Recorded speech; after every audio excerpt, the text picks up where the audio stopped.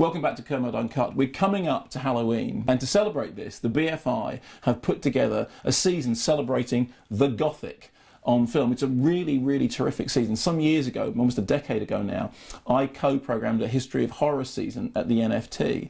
This is much more wide-ranging. It's the Gothic in all its forms, and there's a really fantastic selection of movies. There's a book to go with it, and I should say, vested interest here, I co-wrote one of the essays in that book, but I haven't been involved in putting the season together, so it is from a completely objective perspective that I tell you that this is a really good season. Let's have a look through the catalogue at some of the treats that are on offer. I mean, obviously, being the BFI, we go right back to the beginning. We've got things like Nosferatu, which is great, the 1931 Todd Browning version of Dracula, which still stands up, and of course the 1932 The Mummy. Going further ahead, Cat People.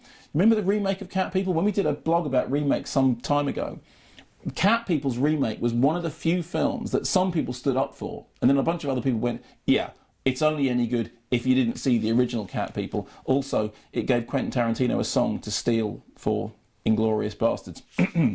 Moving on, Night of the Living Dead, the Romero, the original Night of the Living Dead. I mean, obviously there's been so much since then, but this is kind of the lodestone. This is the real beginning of what we think of as the socio-historic zombie movie. It still stands up to this day. It's still extraordinarily creepy. I mean, that opening is, I think, one of the scariest openings of cinema ever. Near Dark, one of my favourite films of all time, Catherine Bigelow. We did a blog recently about Point Break, but Near Dark for me is one of those vampire movies that managed to update the vampire mythology, but still have its eye on where it came from and looking at it in a way which was subtextually interesting and just a rip-roaring action movie. Kronos, which is the Guillermo del Toro film, which I'm sure many of you have seen, but it's really worth seeing Kronos on the big screen. You need to see it projected. It's one of those films that it really looks beautiful up there on the big screen. And of course, Let the Right One In. Long debate here on Kermode Uncut about whether or not Let Me In had any validity at all. I hold that once you've seen Let the Right One In, Let Me In really pales by comparison. Moving on, there's just so much stuff here. The Wolfman is showing. American Werewolf in London.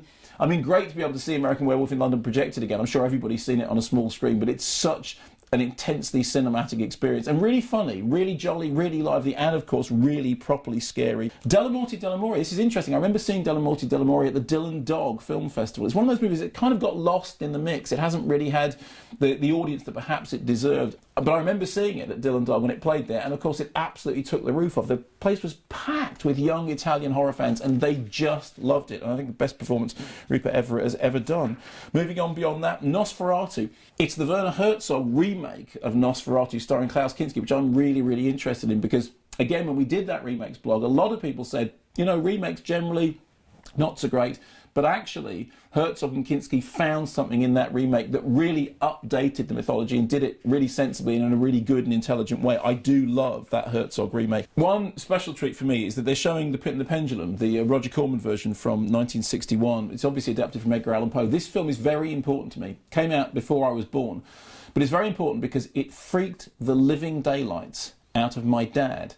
And I'm convinced that one of the reasons that I became so obsessed with horror cinema was that my dad couldn't go anywhere near a horror movie after having seen The Pit and the Pendulum. Pit and the Pendulum is showing with a Q&A by Roger Corman. There's loads of very, very good Q&As. We've got George Romero talking to Alan Jones and Dario Argento in conversation with Alan Jones. That's going to be a particular treat. Often with those Q&As, it depends on how well the interviewer knows their work. Well, in the case of Dario Argento, nobody knows Dario's work like Alan Jones. He's a total fan. He's really completist in his knowledge, and he gets the very best out of Dario. I remember once I was interviewing Argento for a television program, and I asked him a question, and he said, He said, you know Alan Jones? I said, yes. He said, ask him. He'll know the answer to that question. So Dario Argento talking to Alan Jones is something special to look out for. There's also panel discussions including people like Mark Gatiss and Kim Newman. Now, obviously, as a horror fan, I'm thrilled at anything that celebrates the Gothic in cinema. But the fact of the matter is, this is a really great celebration.